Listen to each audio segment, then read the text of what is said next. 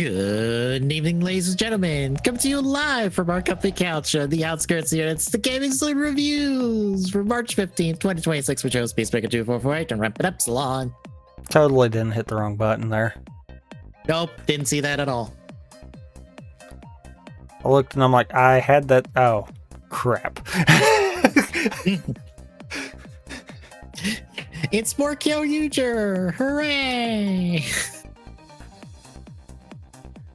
Yeah, and like nothing that's to really talk about.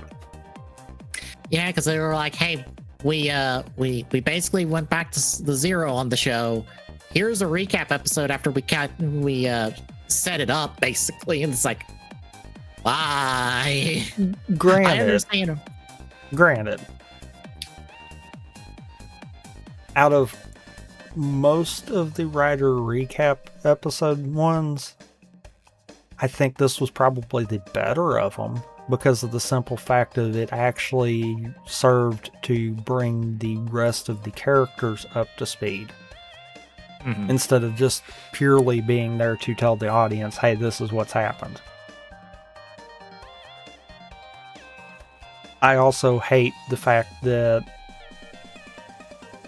you can pretty much tell anyone with Zuts that you don't have to watch the first half of the show. Which apparently was by design, as last week's blog was like, hey, you can watch the show starting now if you desire. I like the way they did it. I hate that they did it, is the problem. But at the same time, I'm trying to sit here and thinking from a storytelling perspective, how else would you bring all the others up to speed with something that only Baku has technically interacted with? Yeah, you kind of have to do this to catch everybody up because no one else knows. Because, I mean,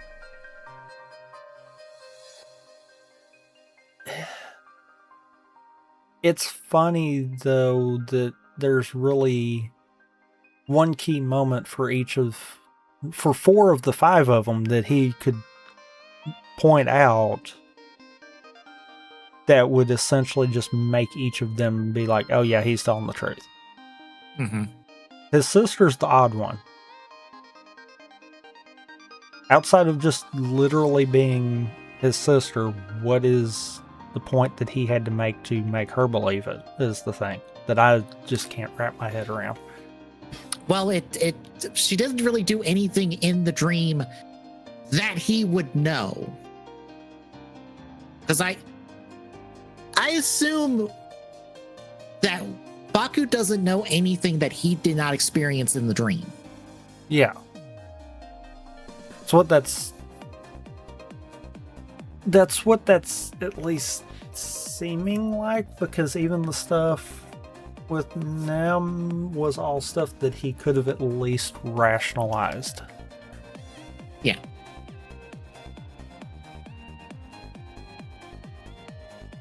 Even though they were showing footage of things that he was not present for, but like... Well, for all we know, that there could be some kind of weird shenanigan thing with that. Yeah.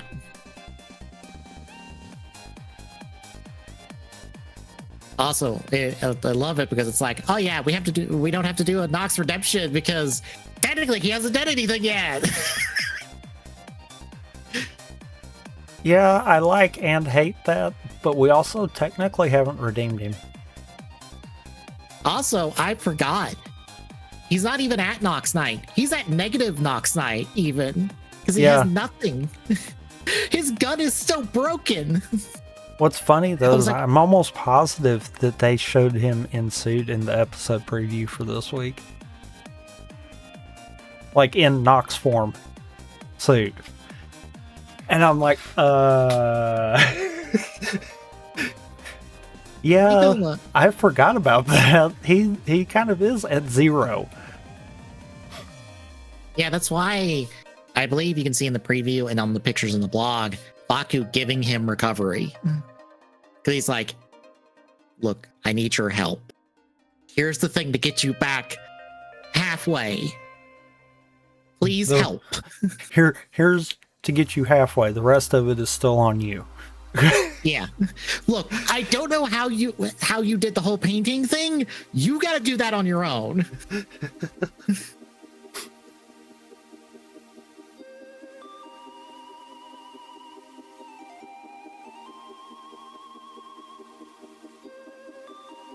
Yeah, I'm checking the episode preview at the moment. So, because I could have swore he was, but I might be wrong.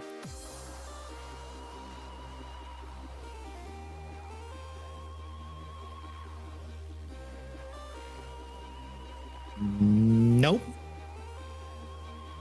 We see Six in suit, but not Nox. Everything else after that is stuff from the past episodes of the show. Like when it's in the bumper part, that's all from the previous episodes.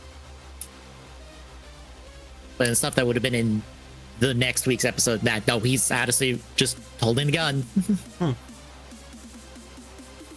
So it's still funny though that yes, there is no technical redemption for him right now, but there's kind of still is. Yeah, we kind of need redemption for him, but not for the things that he's could do. But it's the things before that. It's more of a, rather than we need redemption for him, it's we need the reasoning to make him realize that actually no, they've actually gave us that. He stands by the belief of not to punish the agent, to punish Code. Mm-hmm. Meaning he actually probably would follow Baku now. Yeah, because Baku's like, I'm not with Code. They kind of killed me. I'm just trying to stop the nightmares. Doc's gonna be like, you know what? I'm on board with that. That's a better idea than trying to help them in order to get at Code. So, granted, did you also catch something too? When Baku mentioned to Nim about it was her mom doing all of this, that even kind of threw Nox off. That somehow doesn't surprise me because I would assume he doesn't know. I mean, it could be assumed that,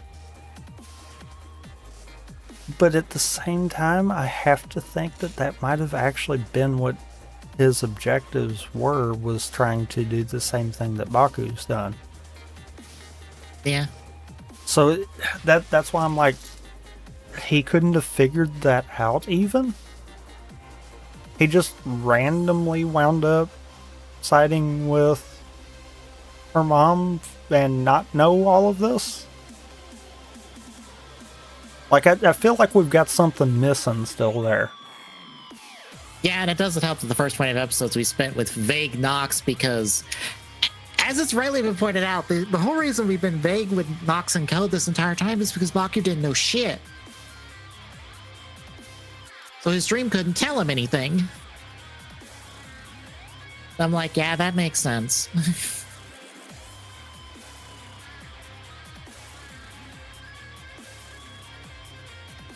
It's just one of those that it's all kind of got me puzzled there.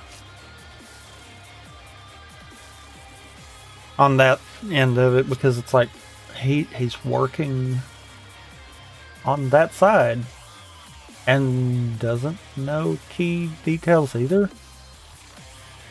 It's almost as if we're fixing to see possibly a double villain kind of concept.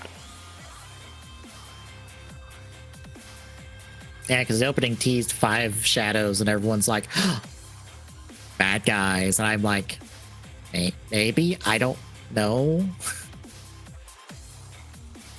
Like, it seems like we're clearly setting up 3 to do some shenanigans. Oh, yeah.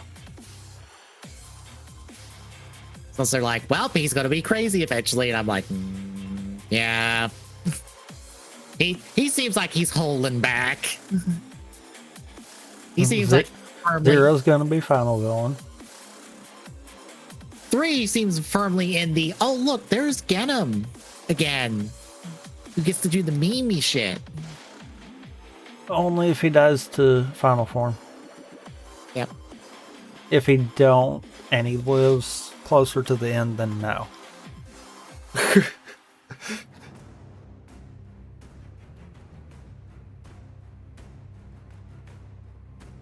But honestly, I mean, who would wind up being the one to die to final form? I don't know, because we still have a form that hasn't debuted yet. That's literally in Baku's hands. He just hasn't turned it. So I'm like, I don't know. Which, I mean, that would then be considered true mid-season form, because I doubt we'll see Catastrum anymore then. Yeah, because truthfully, it almost looks like we might not see it anymore anyhow. Yeah. Yeah, because the Catastrum capsule, for people wondering, there's just the dial on the front. You turn it from the Catastrum to the Ortum, I think. Orderum, whatever, however it's called. You turn that, and that gets the other form that's within it. We haven't gotten that other form. We're supposed to get it, I think, this month, because it was in the magazines this month. So I don't know if 3 dice to that or what. Or if that just put Baku on par with Dawn. That'll probably put Baku slightly above Dawn. Mm. Unless Dawn is meant to be Nox's. Because if so, then we might see like some kind of a slight variation to the Nox suit that we already have. Mm-hmm. I know rumors are circulating about final form for Nox and Zets, but we don't have anything else besides. Well, the Zets one is supposed to be Ultimate adjacent, like Kuga Ultimate adjacent in design, and then I don't remember the Nox ones. But otherwise, we don't know. We know nothing.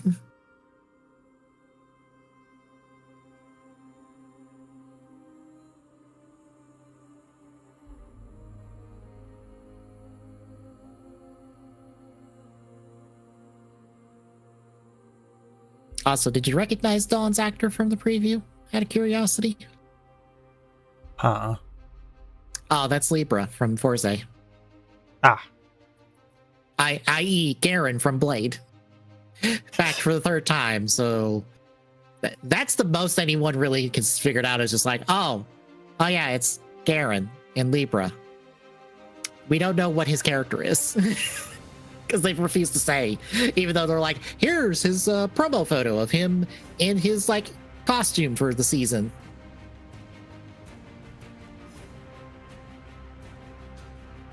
Then maybe he is only here to justify the second part of Catastrum. I guess. I know some people are like, he's Agent 1, and I'm like, maybe? I don't know. He kind of just attacked everybody, and I wouldn't think he would be with Code if that was the case. But Zero knows about him. Yeah.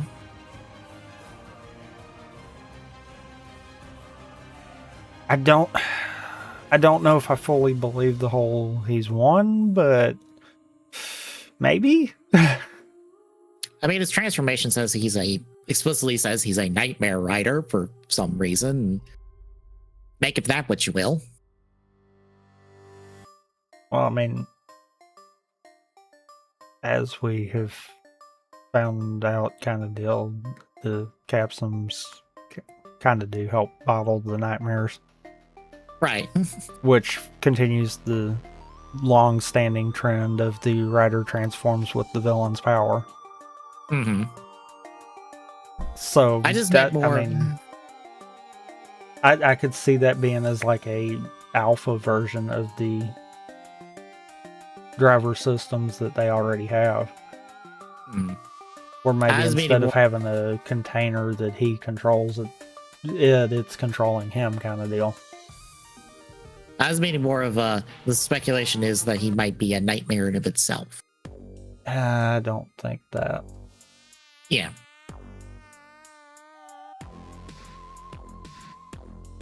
Because if so, then why would Zero know about him kind of deal? Yeah. Because it almost sounded like the way that Zero knew about him was, oh, I know him. I've had to use him before. What's he doing here?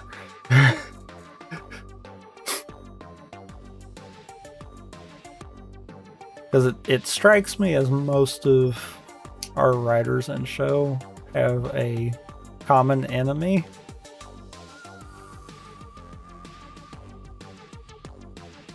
Considering that, you know, all of them are being manipulated by one person. Yeah.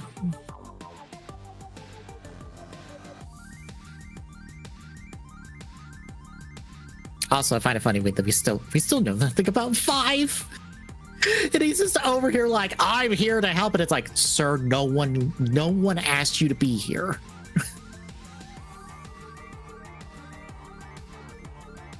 No one in this room is giving you a second thought. Yeah. At least 6 has someone that cares about her. You have nothing, sir. I am surprised you are still kicking. Well, they kind of had to bring him back. Now, it wouldn't surprise me if we have a casualty next week. Honestly, look. If 5 dies, I don't care. If 6 dies, I'm docking points. Well, I mean, we've got technically 4 riders right now. Mm. One of them's kind of got to go away because we can only have a trio. Yep.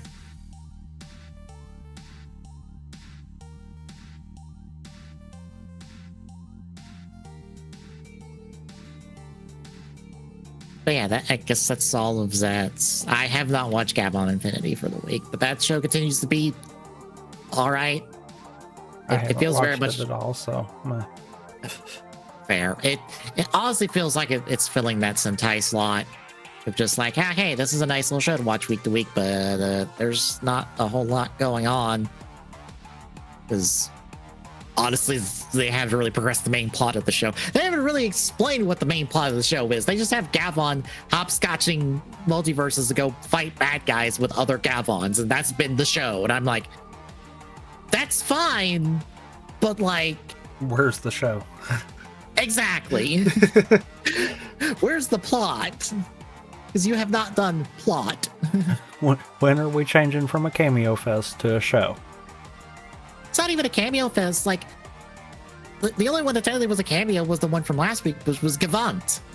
Because I had to make sure, because I was like, I swear I recognize this voice actor. It's the voice of the Gaia Memories. Okay. Playing a literal ant that becomes Gavant. And I'm like, okay. But there was not a new Gavon this week. They were back to the Silver One's world, I believe, for an episode. And I think they're probably back to Luminos's world next week. And I'm like, okay. Are we moving the plot along? Are we getting to where all these dark ammo gears are coming from at all? Maybe. We're going to get into the evil Gavon that was in like that episode before he just poofed out of existence. No. Nah, no one wants to know about that. Like, it's fine, but it's one of those like, yeah, this is why I prefer Rider over Sentai, because Rider at least has progression and feels like things are happening every week, whereas Sentai, it's like, well, that was fun for a fun week, moving on. Or that was a thing. Yep. Kind of like I felt about some of these. Yeah, because it's Kyoryuger 13 through 16 this week, folks, and it's basically 4 character-focused episodes. for everybody but Red. And Red honestly doesn't do a whole lot in these 4 episodes, which makes me stare at anybody who's like, Kyoryuger is a big Red focus episode show. And I'm like, you sure about that? Because here's 4 episodes where he doesn't really do anything. I feel good with that part of it. Don't get me wrong. Mm-hmm. It's just the whole one and done, and we're not even...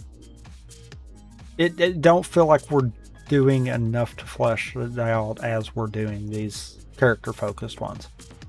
Yeah. Like, I legitimately feel like Black's story is really the only one that I care about out of the rest of them. Yeah, because it's a follow-up on stuff from before. And it's also, spoilers, furthering something that's in the background for the whole show.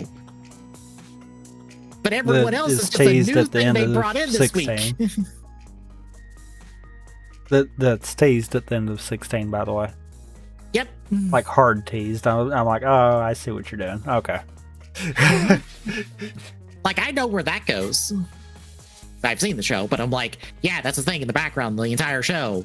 And it's also tied to the Black, and it's like, everyone else is just a thing we brought up this week, and then probably will never bring up again. Yeah, and that's why I'm like, I don't care.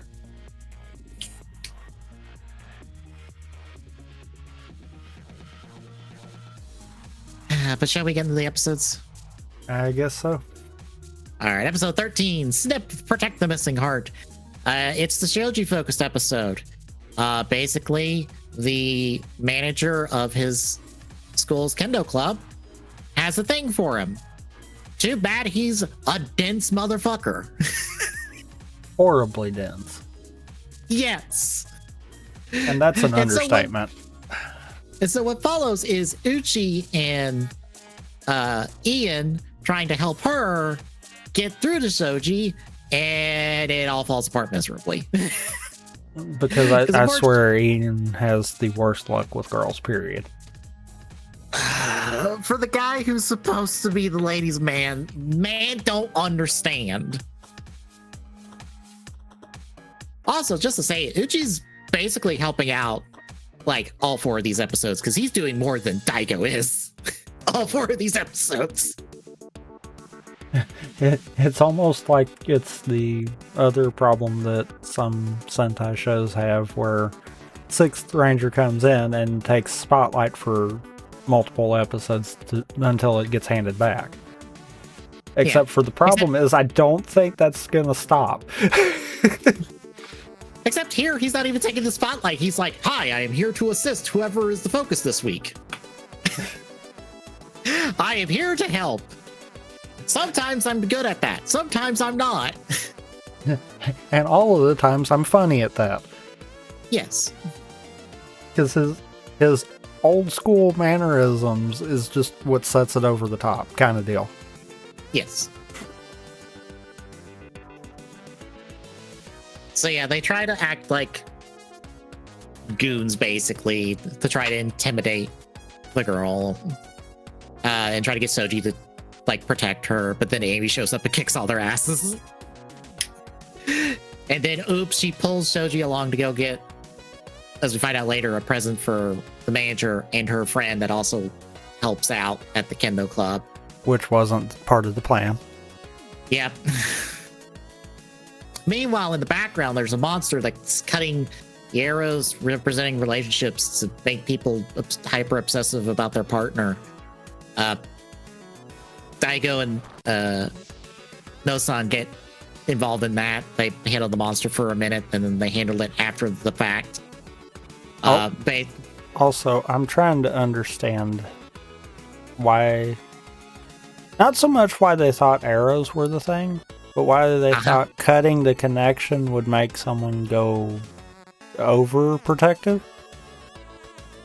Like, I'm not grasping that correlation there, and I'm like, okay, sure, whatever. I don't know. I try not to think about the logic of how the monsters work in any Sentai series. It's like, look, they have their gimmick. They have their one and only gimmick that we have to deal with for the week, and then they're gone forever. So however they accomplish that gimmick, it's fucking whatever. It's magic. It's magic in whatever flavor the show has. The scissors cut the arrow, and therefore that person gets obsessive. Fucking sure. The arrow, the person that originated the arrow. Yes. You got to bear that in mind too. Yep. Also, if the scissors breaks, everything goes back to normal because the power is in the scissors. Not in the monster. Nope. The monster's just here to wield the scissors. And but yeah, the two of them basically bait out the monster to catch him again and break the spell because he like gets the girl with it and she attacks Shoji for a bit. Literally choking him out. Yep. Then they blow up the monster. Then it gets big, and then they beat it up again. We get Patera Deno Western for the first time. Yay.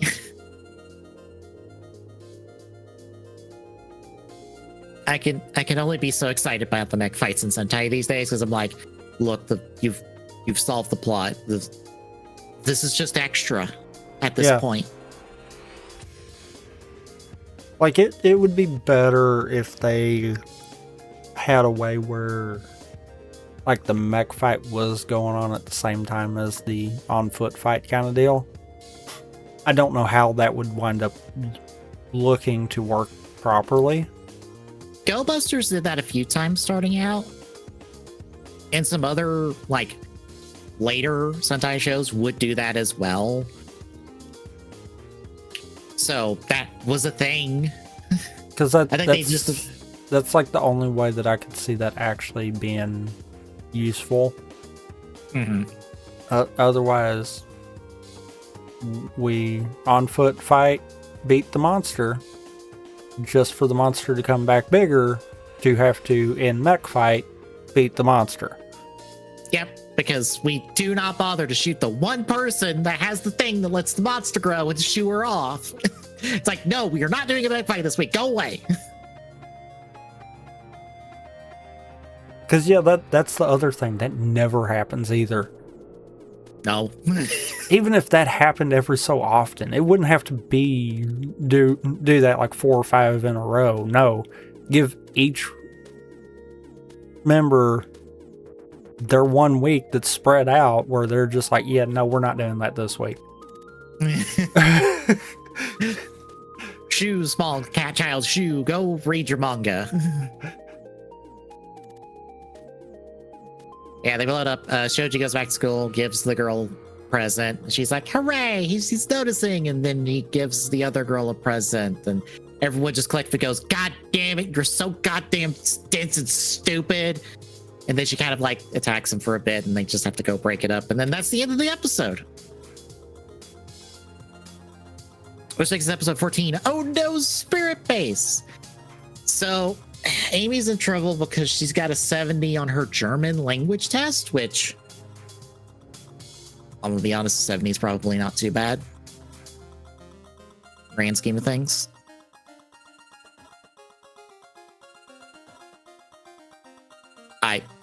I'm assuming because I don't know how grading is in Japan. I don't either. But yeah, she's in trouble with her butler. Meanwhile, little cat friend Lucky Roo is in trouble with her boss because she's being lazy at her job and not taking it serious. What do you want from her? Like, literally all her job is to repair. And if there's no one trying to die, then there's no one there to do the job.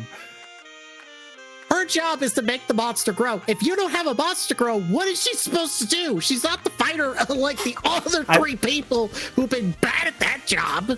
I say repair because the previous episode, Lucky Roo actually repaired the scissors. Yeah. With the same water. Yeah, her water like is just a catch-all, fix shit, make shit grow. Like, if you got neither of those things, what the fuck is she supposed to do? She's not a fighter, as clearly demonstrated in the last episode of this batch. Yeah. As she clearly can't fight Torin, Mr. If I try too hard, I'm gonna die.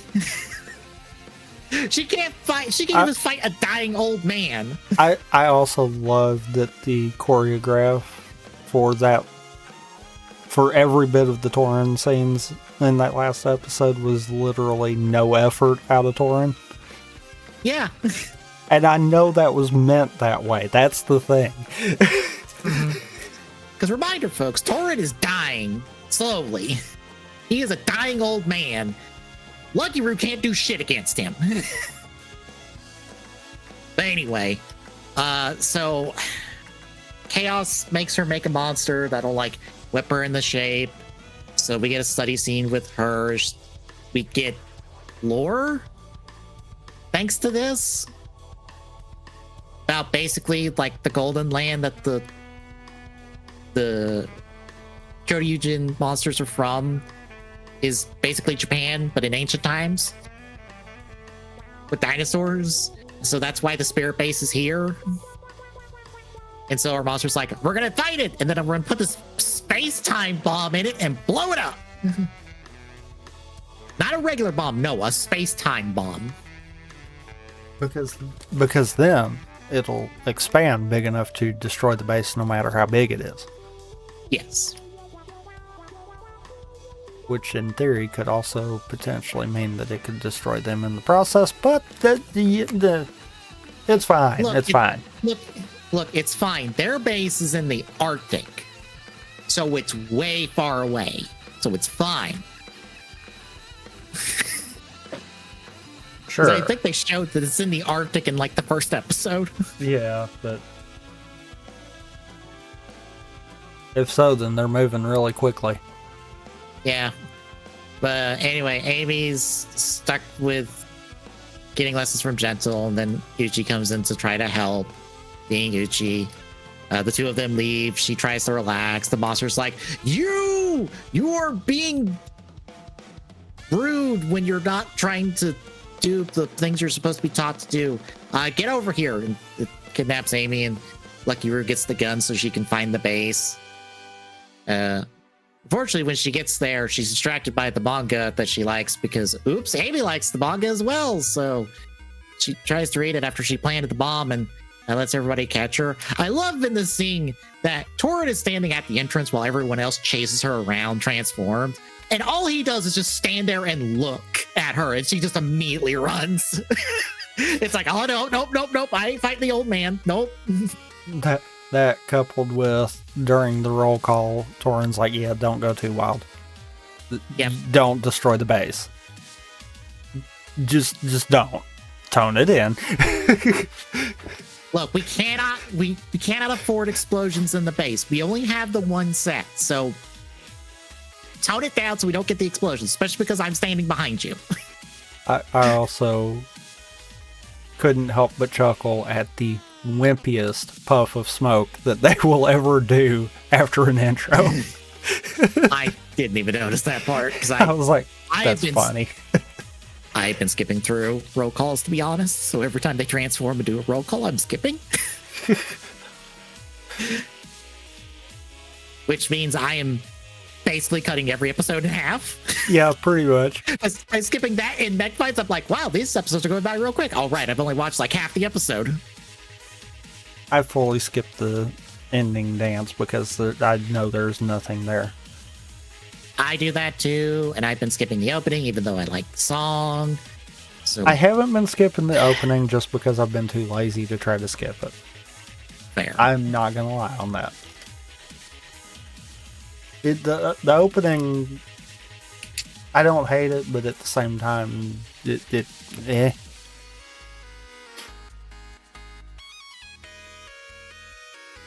I will say, opening is plot relevant. Just to put that out there. It'll take forever to get there, but the opening is technically plot relevant. Anywho, so while all these shenanigans are going on, Gentle and Uchi go to rescue Amy because, Gentle put a tracker on her so she didn't like run off and then get away from the lessons he was supposed to teach her. So two of them go there. Uchi and him rescue her. They fight the monster. They defeat it. Lucky Roo runs off after they get the gun back. Unfortunately, they've went after that. They're like, "What's this orb here?" Torin's like, "That's a space-time bomb. We should probably get it out of here." I do love that they've apparently painted the logo on some big exercise ball for the second prop of it. Yeah. So they decide. So Amy has the idea of like, why don't we just take it to space and then let it blow up in orbit? And everyone's like, you know what? That's actually a good idea. Let's go do that. So they take it to orbit and it goes kaboom. So hooray! We end with Lucky Roo trying to show, hey, entrance to base to her boss, and it's gone. And he's like, well, you've wasted my time this week. I'm going to hit you with the electric poker of the monster. We find out that the entrances are now masked or camouflage if you don't have the gun. Or I guess in Uchi's case, his little wrist-mounted launcher. I don't know what Torin and the others need to get to the base now to know where the entrance is. You know, that's a good question. I guess it's two of them are ghosts. They could probably just see it. And I guess it's since Torin did it, he knows where. Yeah, but he clearly said that they won't appear unless you have the gun. So even if he knows where they're at, that doesn't mean they're going to appear for him. Yeah. So it's just for reference, folks. He does not have a gun. He doesn't secretly have a Gabu revolver. Just to let people know, he doesn't have one of them just sitting on him. But yeah, that's basically the episode because Amy tries to relax and Gentle breaks the fourth wall to gripe at her. So that's half our episodes. How do you feel? Meh. Fair. Like, these are fine, but it's not like it's following up on anything really with these characters. Or progressing anything. Outside just... of Uchi trying to figure out how to live in this era. Yeah. He seems to not be... We don't really get him being, like, wondrous with technology. It's more just, like, customs and stuff, but it's like... Wow. I figured we would freak him out with technology some more.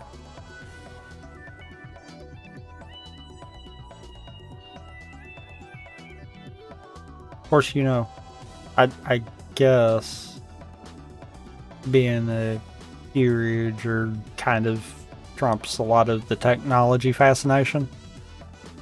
True, since he basically has a gun on his arm. And he has an electric sword. He's just like, oh, things running on electricity? Oh, you figured out how to use that. Because I've been doing that for years.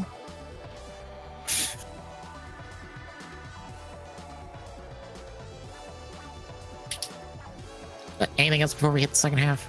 No. Alright then, episode 15, How Irritating Dogold's Ambition.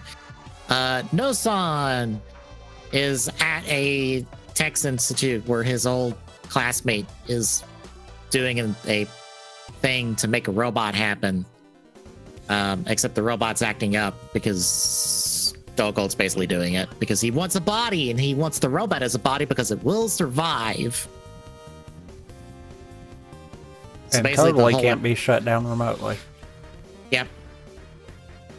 So basically the whole episode is No-san and Uchi trying to not have his sister find out that he's Kyoryuger Blue, even though she probably knows why she's saying things. So you will tell her. But apparently No-san can't tell that. Can't understand that. Dense. Yep. Apparently dense goes with brave. Mm-hmm. So the rest of the team is trying to deal with monsters, while Dogo tries to get his body.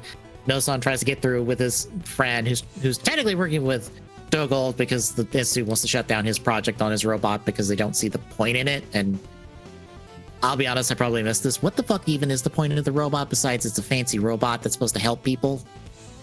It's a fancy robot that's supposed to help people. Okay, I was like, is there anything special with this robot besides it's just a robot? No. Okay. Meh. But he eventually breaks through. The guy reprograms the robot, so Dokal basically can't use it. He ends up yoinking one of the monsters that keeps dying on him and makes another one grow. So we get our mech fight for the week, and that's basically it. Yep. It's not even... Which takes us to episode 16, Digging My Treasure. So, Canarilla starts this episode by making people dig at a random spot for treasure that doesn't exist because she just fucking picked it randomly. And Agaron's interested because he's a treasure guy. Because... That's a character trait. which... I'm trying to figure out why this had to be the one for the happy boss and not for the miserable boss when it literally was a random spot and making people dig for something that doesn't exist. Look, we gotta have things for Canarilla to do that are possibly evil because otherwise she kind of just helps people and doesn't hurt anyone. So how do the Kyoryugers know this is gonna stop her?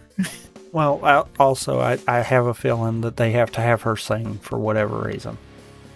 Yeah, because she's got to sing her theme song every few episodes. Her one song that we get too many 4 times. or 5 verses. Not even that, just 4 or 5 verses of every time. We don't even get more of the song. We get to say 4 or 5 lines. Yeah. It's like, wait, really? But anyway, the Kyoryugers come in to stop this. Aigeron, for the first time ever, notices that Daigo's got a pendant like the stone he stole from Ian's friend that he murdered. And he's like, I want it. So he goes after Red to get it. Also, there's a monster here that summons giant slabs that are incredibly difficult to break.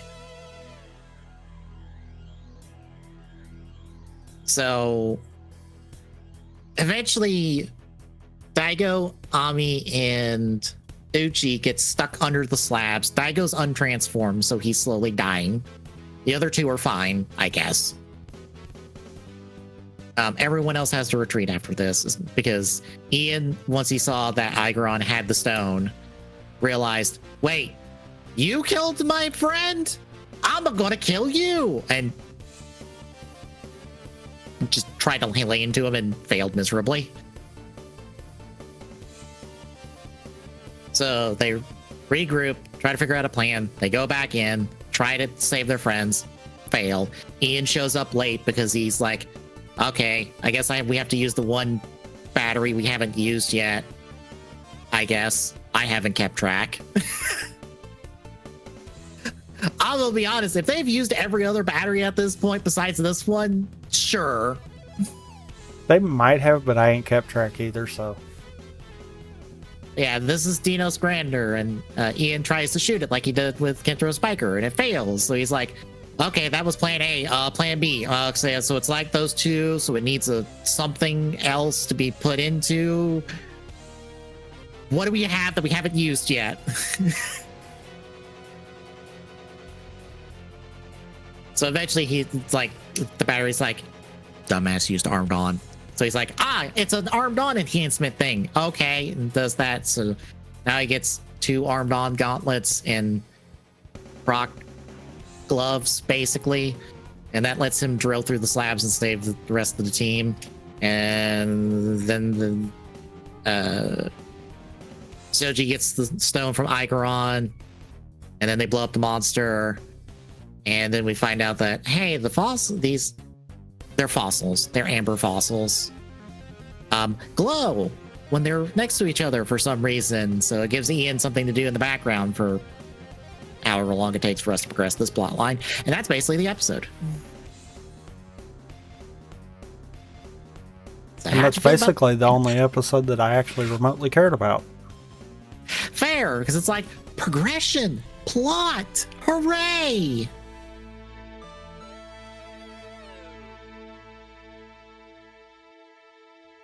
Except it's just like, hey, we're teasing this. See you in, I don't know, however long it takes for us to pick up on this plot line.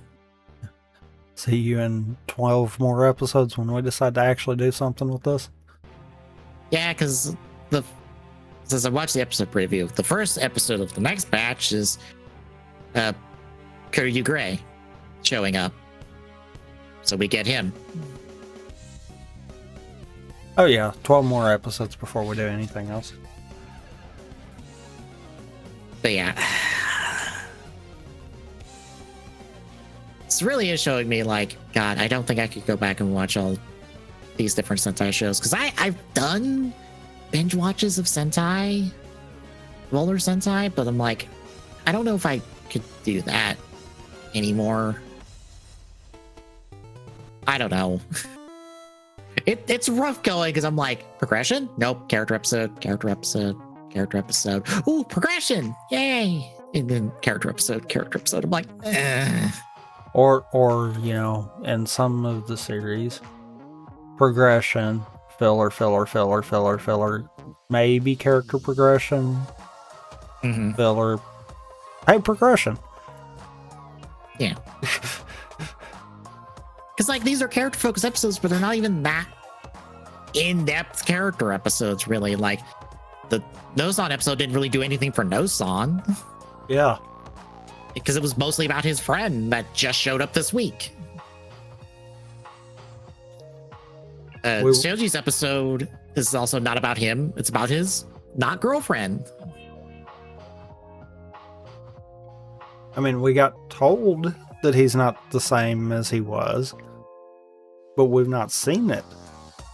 Yeah, because we only really know this version of Shoji because that's basically been him since episode, 2, 3, whenever he basically joined the team. Otherwise, we didn't really see him. Ami's like continues the thing with her butler, but like we're back at square zero at the end of it. Yeah, and her butler was in one episode when she was introduced? I think maybe 2 this point. Maybe.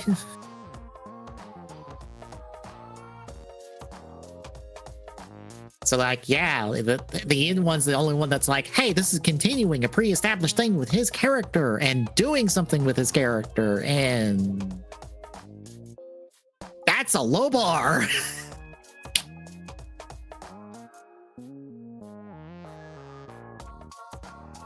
I guess anything else? No. All right, then in 2 weeks, we'll keep going, see where it goes from here. But between now and then, Thursday, more CAD, I might be doing something a little different this week. All the Gotcha novel stuff has made me go, maybe I commit to trying to make a thing I was wanting to make from a Jade. But we'll see what I decide, like, that day. It'll be CAD, but maybe not a Cammy CAD thing.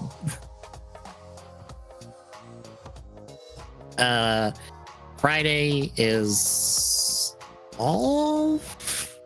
Yep, golf. Mario Golf. Yay, Mario Golf. Saturday we'll be continuing the Seed. And next Sunday will be TGS, where we get to talk about Marathon's launch numbers. And maybe a Nintendo Direct. Sorry, I couldn't help it. fair. I honestly feel like I just throw that in there as a joke. It's just like, maybe we will be a Nintendo Direct, since people just always want a Nintendo Direct to happen. You know, people don't really clamor for a state of play as much as they do at Nintendo Direct. Huh. I wonder why. Says a lot about what people are interested in when it's just like, yeah, I want a Nintendo Direct. Do I want a state of play? It's not so much what people are interested in, it's what, you know, stuff that hasn't been known about. Because the state of play is typically stuff we've already known. We're just getting more information. Yeah. Most Nintendo Directs, while it has stuff we've already known about, usually has a curveball or two in there.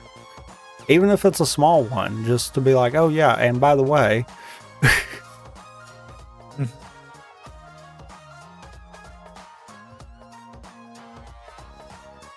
And in 2 weeks, we'll be back with Kyoryuger. So if you like what you're seeing, folks, drop a follow. Really appreciate it. Exclamation point YouTube and check its YouTube archive for this and all other streams. I should be scheduling the co-ops tonight for 2019. I say it that way because technically it wasn't weekly co-op until some point in 2019. Yeah, because it was, we just did a stream on Fridays before. Yep. It was like co-op community night before it officially became weekly co-op. So I'm just lumping it all together as the 2019 weekly co-ops. There's a lot. Yep. Especially comparisons to retro gaming. Yep. So that should be going out. I think it's technically starting Tuesday, I think. I have to look.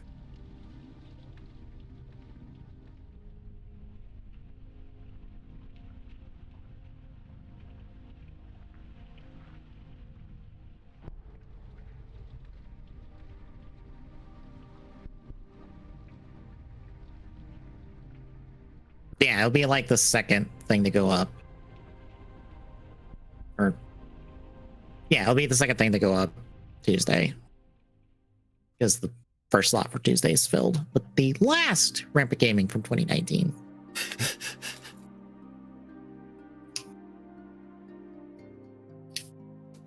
So yeah, that will be the YouTube stuff if you desire to watch the backlog stuff on YouTube. Exclamation point social and chat, using handles for our social medias, and exclamation point Discord and chat. This sort of link, drop by, say hi. See you Thursday, folks.